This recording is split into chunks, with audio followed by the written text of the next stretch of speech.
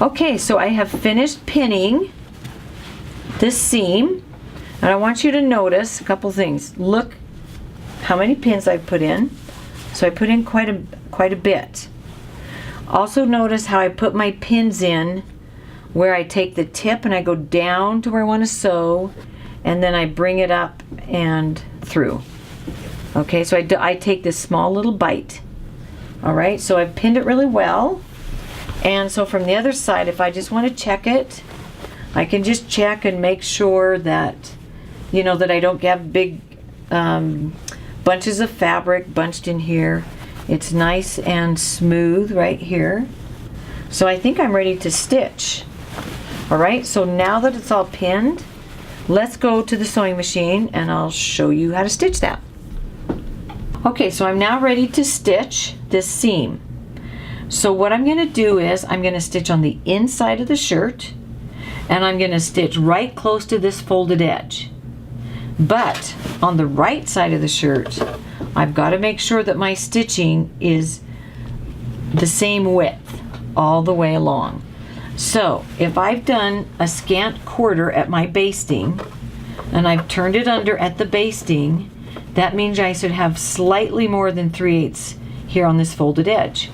So you want this seam to be 3/8. That's ideal. Sometimes it gets a little smaller than 3/8, and that's okay if it's a little smaller, but keep it the same width. So how are you going to do that? Okay, well, I'll show you a few things I do. So the first thing I'm going to do is I'm going to put my needle right here on this edge. Okay, so it's right, okay, so I've got my needle down, and then I'll put my foot down. Okay, now the other thing I'm going to do is to grab my tape measure, and I'm going to make sure that my needle, I'm going to look to see, kind of gauge everything so I get it all the same.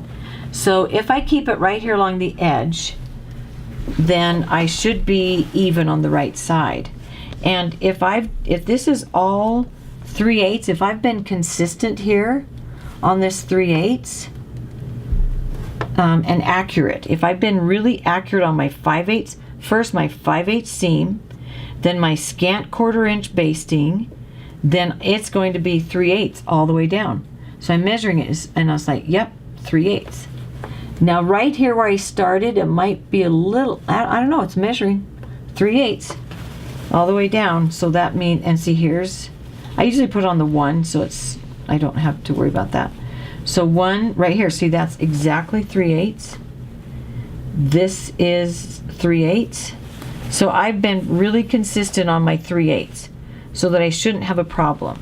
Now the one thing that I didn't maybe explain so well is when I get into this outward curve, I might have to pull up my basting to help this to fold under. Because I ironed it good, it actually folded under pretty well. But that's what you can do, is pull up your basting. Okay, so I am ready to start. And I've noticed too that on the outside, if I keep the outside of my foot on the left side, right inside my stitching, then I am, gotta make sure, yeah, then I should be pretty good on my stitching. So I'm just gonna go ahead and stitch on that very edge. Okay, and I'm back stitching here. Okay, and then again, now I'm gonna go slow. This is not a race, and I'm going to go a little bit and then stop and reposition. Okay, so right here along this edge again. So I just make sure I'm right along that edge. Don't fall off the edge. Now I've gone a little ways. I just want to make sure everything is looking good. Yep, it is. All right. Okay, so here I'm at a pin. Sew to your pin, then take it out. Don't take it out before. Okay, so see, I'm right on that edge. And again, I gently pull these layers apart so that I don't get bunching on the right side. Okay. Okay. So see, I don't go very far before I stop and redo things. Kind of just get everything nice and perfect and smooth. Okay. All right. Okay. Again, you can kind of see how I'm trying to keep this seam apart.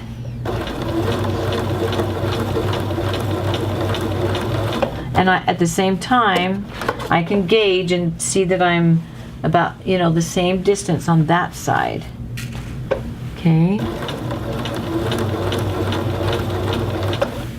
Now the way we're doing this seam is how they do it on dress shirts, men's dress shirts that they buy at the store.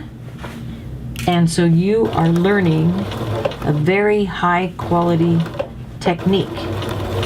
And at the store, they would call this single needle tailoring, which means this is the second time that we're stitching along this seam. And each time I did it with one needle. Well, of course we did, because we're sewing at home on our machines.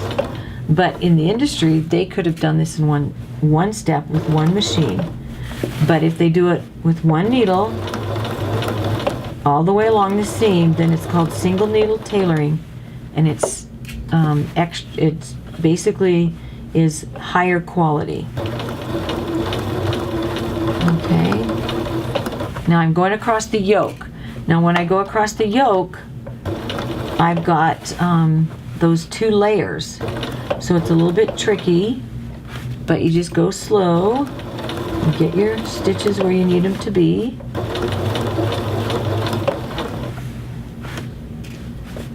And some students have to do this a couple times to get it right, but I'm a believer in do each step exactly correct, and then you're usually good to go. Like measure accurately, stitch your seams accurately. I happen to have a really high quality cotton Oxford. The little plaid is driving me crazy, but other than that, and so because I have a good high quality fabric, then it makes a difference in my sewing. Okay, I could feel that pin. I went over that pin and it hit it. What that will do, it didn't break my needle, but guess what? Probably dulled it. So I gotta be more careful that I don't stitch over my pins.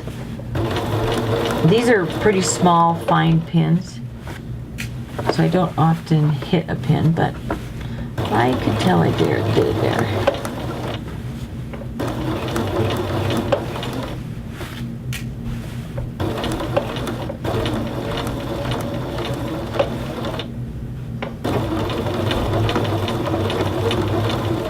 Okay, there's my back stitching. And now let's see how it looks. Okay, so now we're looking at the right side of the shirt. The good news is, it looks good. All right, so I got it good. So if you look here, can you see my stitching now? So can you see how it's consistent here? And so it's consistently about 3/8. It might be slightly less, just to, like, let's look right here. Yes, it's just slight. It's like a 1/16 inch less than the 3/8. So that looks pretty good. And I got this nice and smooth, so I don't have big, a big bubble here. And so, and I'll press this really good, but see how nice that looks, nice and even, and looks good. So I want to show you on the inside. See, this is how it turned out on the inside. See? So you can see it's right along the edge there. I've caught all my edges. Everything is turned under. And on a dress shirt, on a man's dress shirt, there are no raw edges anywhere, because they usually wear them a lot and get them laundered a lot, and so there's no raw edges. So see how nice that looks right here? I might go ahead and take out my E-stitching because it seems to be pulling just a little bit right here. And that will kind of help to smooth it out. But there it is. And there's the right side. Now I need to press it good. So I'll press it from the wrong side or use a press cloth on the right side. But see how nice that looks? Beautiful, beautiful. Okay, and just to let you know, the next step will be to now sew my side seams and my sleeve seam all at once. And on that seam I'm going to do a flat filled, but on this one we did a nice welt seam.